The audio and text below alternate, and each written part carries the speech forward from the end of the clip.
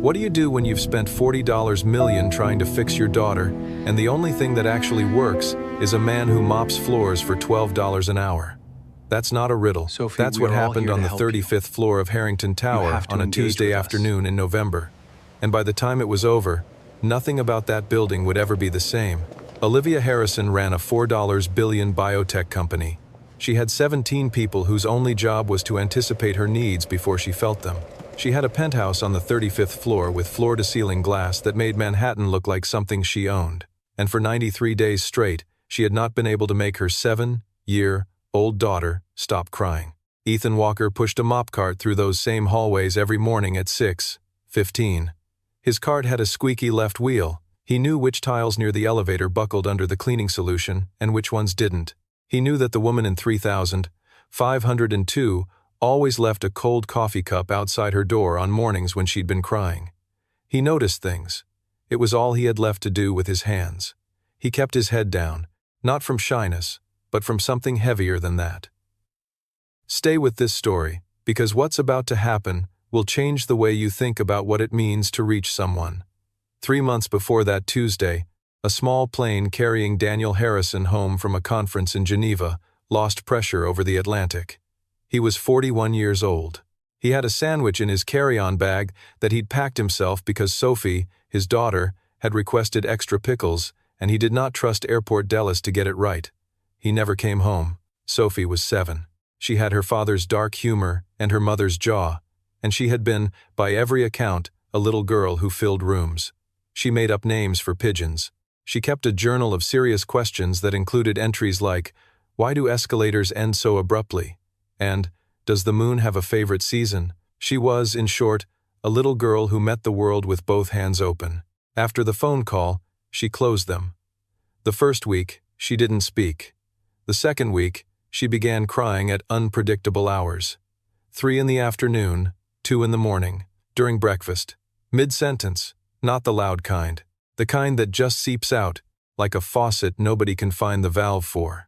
Olivia hired the first specialist within 10 days, a child trauma therapist with 2 published books and a waiting list of 6 months. Sophie sat in the chair, stared at the wall, and didn't say a word for 4 sessions straight. The therapist recommended a second opinion. The second opinion recommended a third. By the 8th week, Olivia had assembled a team that included a child psychiatrist, an art therapist, an EMDR specialist, a pediatric grief counselor, and a woman who specialized in somatic trauma response in children under 10. They each came to the penthouse on separate days. Sophie tolerated them the way you tolerate a sound you can't turn off. 8 nannies came and went in 60 days. The 4th one got locked on the balcony for 3 hours. The 7th woke up on a Tuesday morning to find half her hair on the bathroom floor. Nobody blamed Sophie. You couldn't. She wasn't being cruel. She was a child who had learned that people leave, and she was simply proving it before they had the chance to do it themselves. Olivia read every report. She made notes in the margins. She scheduled follow-up calls. She flew in a consultant from London who had worked with children in conflict zones. At night, after Sophie finally cried herself to sleep, Olivia sat at her desk in the dark and stared at the reports. She thought about how strange it was that the same mind that could restructure a failing pharmaceutical division in 72 hours could not find a single correct thing to say to her own daughter. She had always believed, in the way that very competent people believe things, that any problem had a solution if you applied enough intelligence and enough resources. She believed this with her whole chest. She had built her career on it. The grief sat in the penthouse like a third occupant. It had its own chair at the table. It rode the elevator with them. Olivia walked past her husband's coats every morning and could not yet bring herself to move them. And every morning, she touched the sleeve of the navy one. Just the sleeve. Just for a second. And then she went to work. She was still going to work. That was the thing people admired about her and the thing that was quietly destroying her.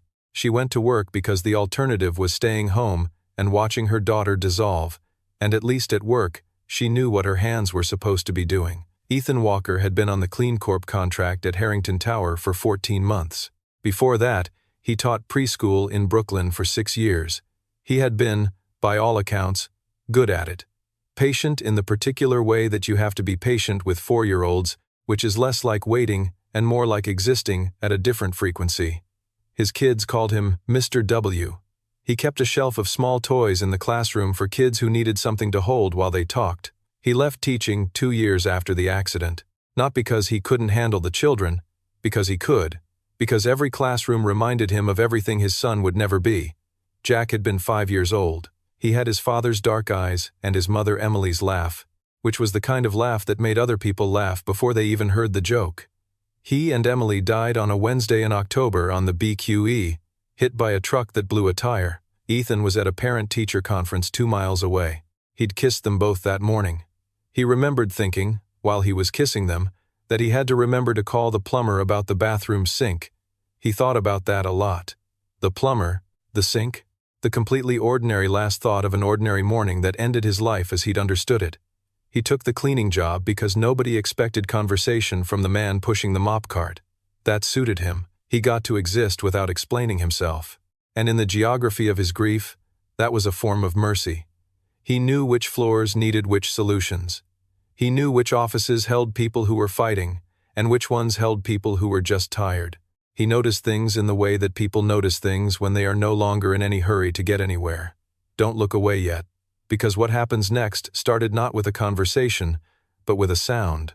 The sound was coming from behind the marble pillar near the service corridor on 35. Ethan heard it at 2:50 on a Thursday afternoon, just after the executive floor cleared for the 3:00 all-hands meeting. A low, careful sound, not a tantrum. More like someone trying very hard to breathe quietly and not quite managing it. He pushed the cart to a stop. He stood there. Sophie Harrison was sitting on the floor behind the pillar with her knees pulled to her chest and a cloth doll with yellow yarn hair tucked under one arm. She had her father's navy wool scarf wrapped around her shoulders, even though the building was climate-controlled to 68 degrees. She was not looking at him. Ethan did not crouch down in a practiced way. He just folded himself onto the floor and sat there about 4 feet away, his back against the marble, the way you sit near a bird you don't want to startle. He didn't say anything for about 2 minutes. Then he reached into the front pocket of his work shirt and pulled out something small. He had made it over several nights during the previous 2 weeks, during the hours when sleep didn't come and his hands needed something to do. It was a bear, small enough to fit in the palm of a hand, made from the sleeve of an old gray flannel shirt. The eyes were 2 mismatched buttons, one brown and one black. He had sewn the mouth slightly crooked so it looked like it was thinking about smiling rather than committing to it. He set it on the floor between them and moved his hand away. Sophie looked at it for a long time. Her breathing was still uneven. She did not reach for it. Ethan stayed quiet. His left hand rested on his knee. She could see the scar on the back of it, a pale ridge running from his knuckle to his wrist. After 4 minutes, Sophie reached out one finger and touched the bear's ear. She stopped crying, not all at once. The way crying stops when something finally makes sense to your body before your brain understands why. She picked it up. She looked at the mismatched buttons. Then she looked at Ethan. "He has different eyes," she said. "Yeah," Ethan said. "I ran out of the brown ones." She turned the bear over in her hands. Her breathing had steadied. "What's his name?" "He doesn't have one yet. That part's not up to me." She thought about this seriously, the way 7-year-olds think about things that actually matter. "Captain," she said. "Good name," Ethan replied. He got up, collected his cart, and went back to work. On the security feed in Olivia's office, the timestamp read 2:50, 7 to 3:09, 12 minutes. Olivia watched it twice, leaning forward with one hand pressed flat against the desk, watching the image of her daughter sitting quietly beside a man she'd never seen before, holding a small gray bear and not crying. She did not move for a long time after the feed ended. She pulled the employee directory for CleanCorp contractors. She found his name, Ethan Walker. 40 miles of cleaning shifts across 14 months. No complaints. No incidents. Former occupation listed as educator. She closed the file and sat in the dark. The next afternoon, Sophie walked down to 34 at exactly 3:00. Ethan was buffing the hallway tiles near the south stairwell. She sat down cross-legged on the floor with Captain tucked under her arm and looked at him. He kept buffing.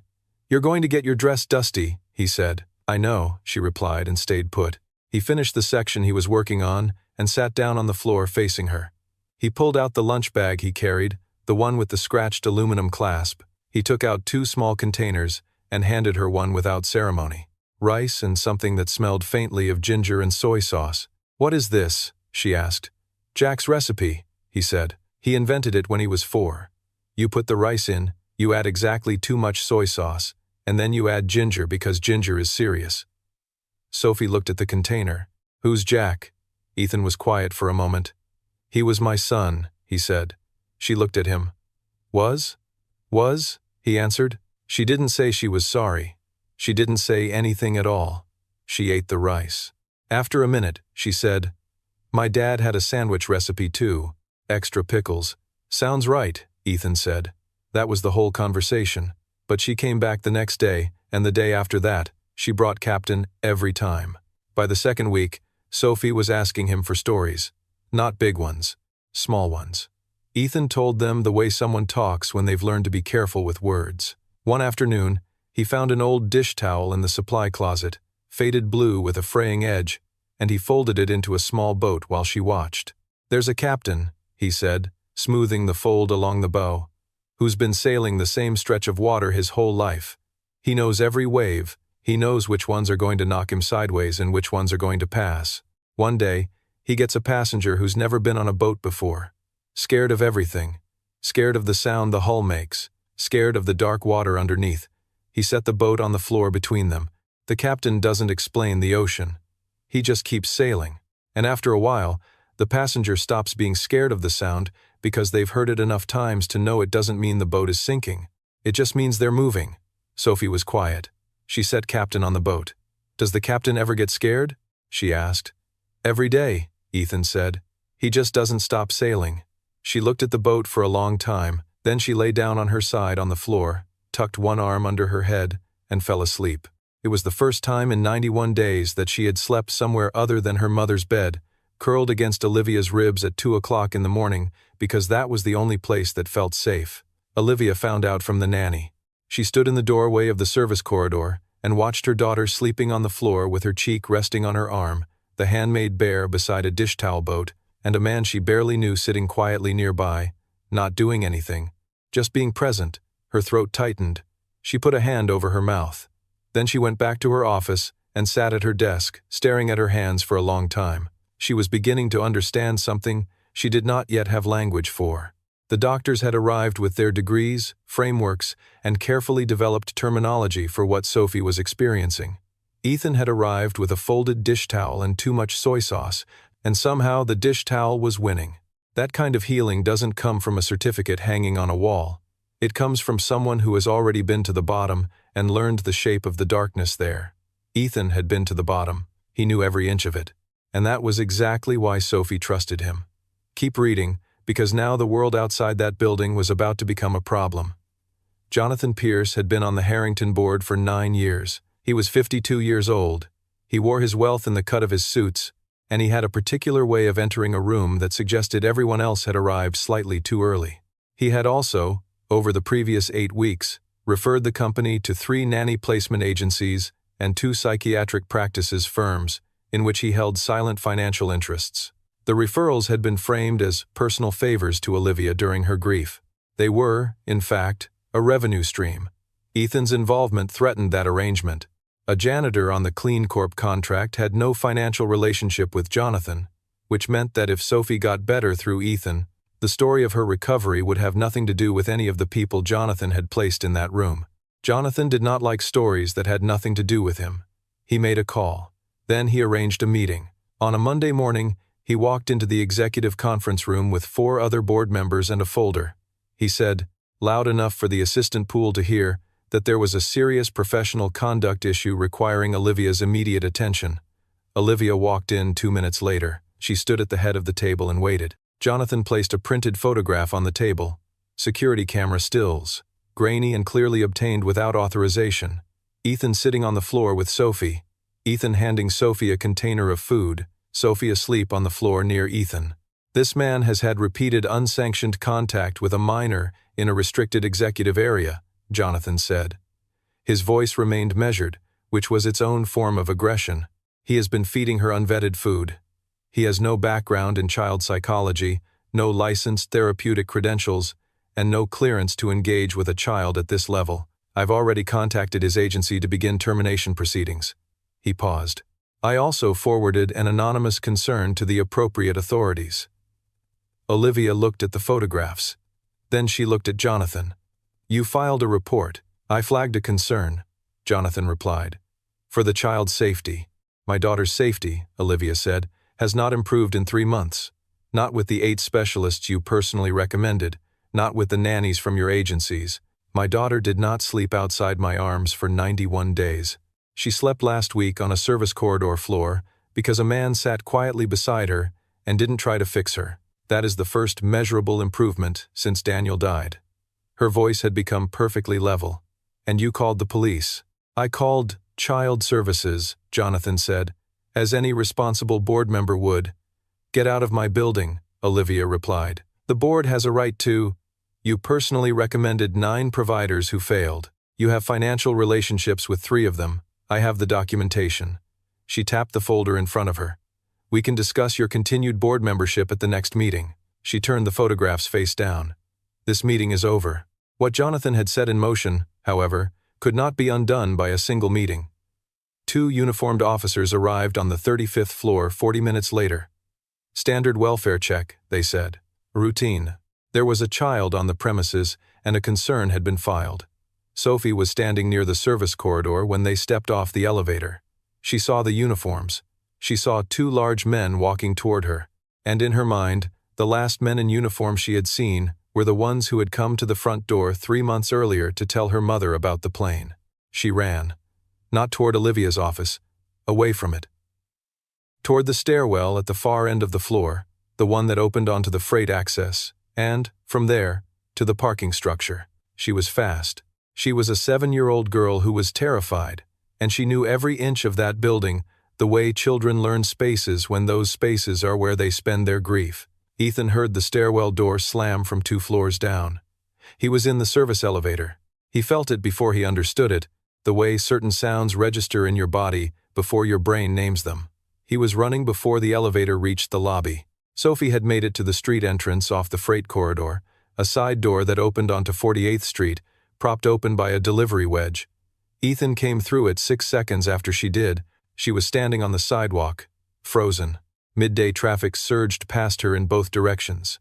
And she wasn't looking at the street. She was looking at nothing, which was worse. He didn't call her name. He walked to her, knelt down, and put his body between her and the traffic. Then he held her, not dramatically. Just the way you hold someone when holding them is the only accurate response to the situation. The officers caught up 30 seconds later. They stopped when they saw the scene. One of them reached for his radio. 15 feet away, Olivia appeared through the service door. She had run down 11 flights of stairs. One heel had snapped off in the stairwell, and she was walking slightly sideways. She looked at Sophie. Then she looked at Ethan holding her daughter on a Manhattan sidewalk. "Ethan," she said. Just his name. But the way she said it held nothing composed at all. It was the voice underneath the voice she used at work, the one she kept locked in a back room. He looked up at her. He didn't say anything, but he didn't look away, either. There are moments that happen too fast to feel in real time. You feel them later, when you're sitting somewhere quiet and your body catches up. What happened next took 6 more days to fully arrive. And when it arrived, it came in a place Olivia never expected. 6 days after the incident on the street, the building at 411 Mercer in Brooklyn had been marked for demolition for 8 months. It was a 5-story walk-up built in the 1940s, with boarded windows and scaffolding covering the south side. Daniel Harrison had rented the top-floor apartment there for 3 years before he met Olivia. It was where he went when he needed to think. He had kept the lease even after they married. Olivia knew about it. She had simply never visited. Sophie knew about it because Daniel had taken her there once when she was 5 and shown her the view from the roof. He had told her it was the place where he figured out what mattered. She remembered that the way children remember things that feel important. When the officers had come to their house in Connecticut, Sophie had thought about that room and about what her father had said there. She had never told anyone. The storm arrived from the coast just after noon. Hard rain. The kind that turns streets gray and makes the city look as if it has been translated into a rougher language. The nanny, a kind woman named Margaret Collins, who had been with the family for 3 weeks and had somehow managed to stay, was making lunch when Sophie appeared in the kitchen doorway, fully dressed in her coat and boots. "Mom said to take me to the old place Daddy used to go," Sophie said calmly. "She said you'd know it." Margaret didn't know it, but Sophie had the address written on a piece of paper in careful crayon letters, the handwriting of a child who had been planning something for a long time. Margaret assumed it was a family property she simply hadn't been briefed on. She flagged it as unusual in a text to Olivia's assistant. She sent the message but didn't wait for a reply before they got in the car because Sophie was already at the door and the rain was getting worse. Olivia was in a meeting when the assistant's follow-up call came through. Sophie was no longer in the penthouse. She had been taken to an address in Brooklyn that nobody had approved. The address was 411 Mercer. Olivia was in the car within 4 minutes. Ethan got the same text from Olivia's assistant at the same time. He was already moving before he fully understood why. He didn't know how he knew. He just did. The scaffolding on the south side of the building rattled in the wind. Sheets of plastic snapped and whipped against the metal poles.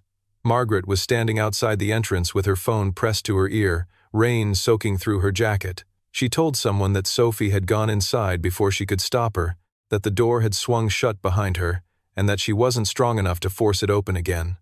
When she saw Ethan running toward the building, she didn't ask who he was. She simply stepped aside. The front door hung loose on its hinges. Ethan pushed it open and stepped inside, flashlight in hand. The beam cut through the darkness as he took the stairs 2 at a time. 4th floor, 5th floor. The door to Daniel Harrison's old apartment had been unlocked for months by whoever had cleared the place out. He found Sophie in the back room. She was sitting on the floor beneath the window with Captain pressed tightly against her chest, her knees pulled up, staring at the doorway of the small bedroom that had once belonged to her father. The room was empty. Bare walls, bare floorboards. It smelled like old plaster and the memory of something warm. Ethan sat down beside her on the floor. Rain hammered against the glass. Sophie didn't look at him. She kept staring at the bedroom doorway. "He used to sit in there," she said quietly. "He said it was the only place he could hear himself think." "Yeah," Ethan replied. She was silent for a moment. Then she said, "Daddy told me someone once told him a story about a captain. He said it was the story that made him stop being scared of things. He used to tell it to me sometimes." She pressed her face against Captain's head. "Daddy said someone told him that story when he was sad." Ethan went completely still. "That was me," he said. Sophie lifted her head. She looked at him for a long moment while the rain beat against the window. Then she tilted her head slightly, the way she always did when she was trying to make sense of something almost understood. She looked at Captain's mismatched buttons, one brown and one black. "I knew it was you," she said softly, "because the bear has the same buttons." She shifted closer and rested her shoulder against his arm. Her breathing slowed. Ethan had to make sense of it himself. He had met Daniel Harrison 2 years earlier at a community reading room in Park Slope, back when he was still teaching and still trying to stay connected to the world. Daniel had come in one Thursday afternoon, carrying a terrible cup of coffee and a book he wasn't reading. They talked for 2 hours about nothing in particular, and somehow ended up talking about everything. Daniel never said he was sick. He only said that he was in a period of final accounting and that he worried about his daughter. Near the end of the conversation, he asked Ethan for a favor. There was a small brown bear in his coat pocket. He had been carrying it for 6 months since Sophie had begun entering a new kind of sadness after he told her he might not always be there. "I can't send it from home," Daniel had said. "She'll know it's from me and she won't let herself keep it. But if it comes from a stranger, she might." Ethan had mailed it. He had mailed 11 more small anonymous gifts over the following 18 months to the address Daniel scribbled on the back of a receipt. He didn't know Daniel's last name. He didn't know, when CleanCorp assigned him to Harrington Tower 14 months earlier, who owned the building. He had never connected the dots. He explained all of this to Olivia 40 minutes later in the lobby, while they sat on the floor beside an overturned cleaning cart neither of them had bothered to straighten. Sophie slept across Olivia's lap, with her head resting on Ethan's knee. Olivia didn't say anything for a long time. When she finally spoke, her voice was barely above a whisper. He sat next to someone he didn't know and told him the story he never told anyone in therapy. She paused. "He told you he was scared. He told me he'd figured out what mattered," Ethan replied. Olivia pressed a hand over her mouth. Then she reached out and placed her hand on top of Ethan's where it rested on the floor. She didn't move it. He didn't move his. They sat like that in the dark lobby while the rain fell outside the boarded windows and Sophie slept on, breathing slowly, both hands wrapped around the bear with the mismatched buttons. There are things that get said without words. That was one of them. 2 days later, Jonathan Pierce made his second move. He went back to the anonymous source inside the building, someone who resented Olivia's leadership style, and saw an opportunity.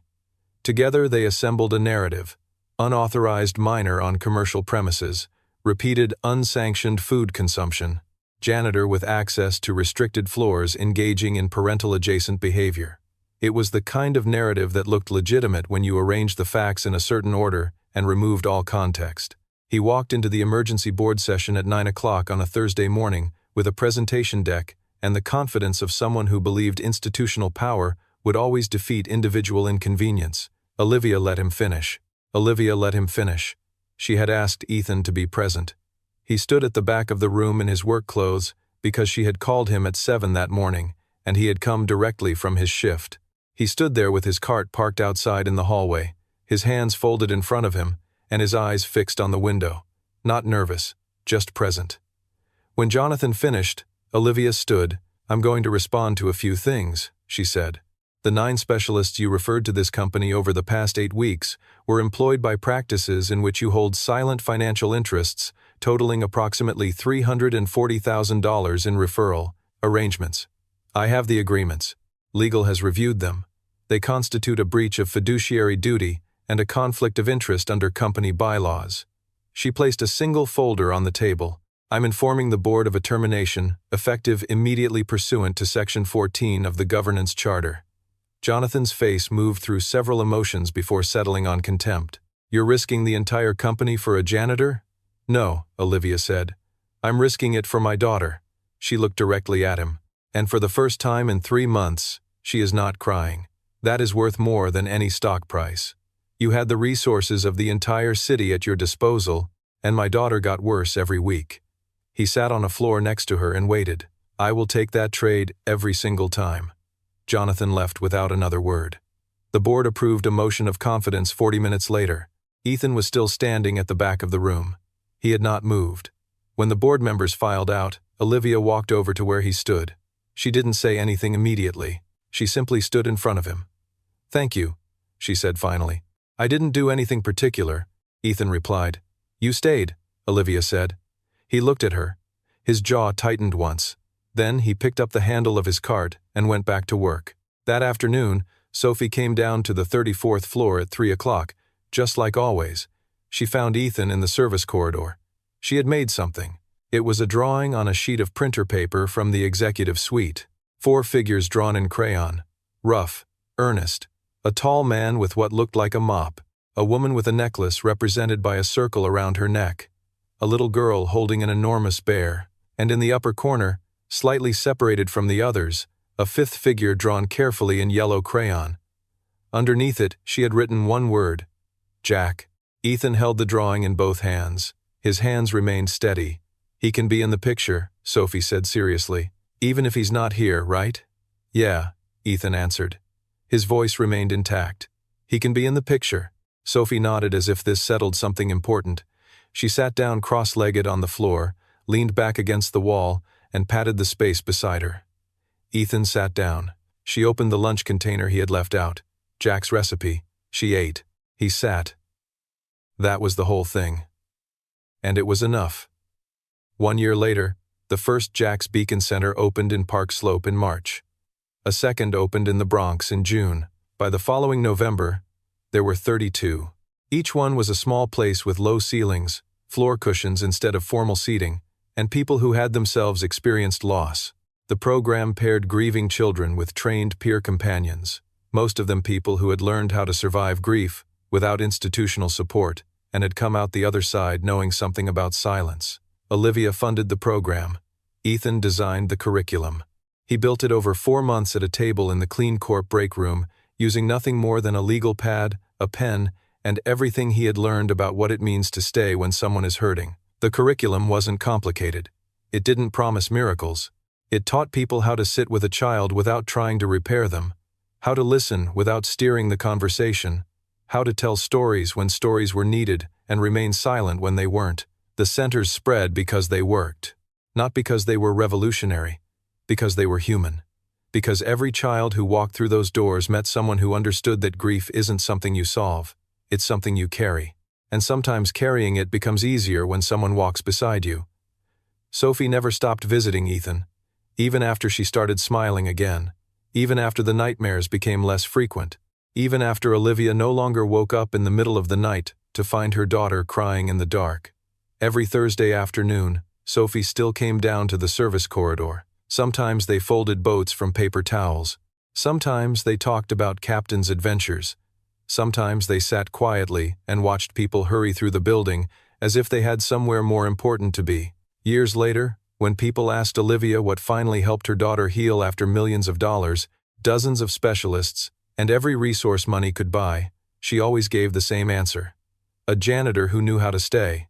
And whenever people asked Ethan what made the difference, he always shook his head and smiled. "It wasn't me," he would say. "It was a little girl who decided to trust somebody again." And if you asked Sophie, she would hold up Captain, point to the mismatched buttons, and say the simplest truth of all: he listened. That was the whole secret. Not expertise, not money, not power, just listening. Sometimes the people who save us are not the ones with the biggest titles. Sometimes they're the ones pushing a squeaky mop cart down a hallway, noticing things everyone else is too busy to see.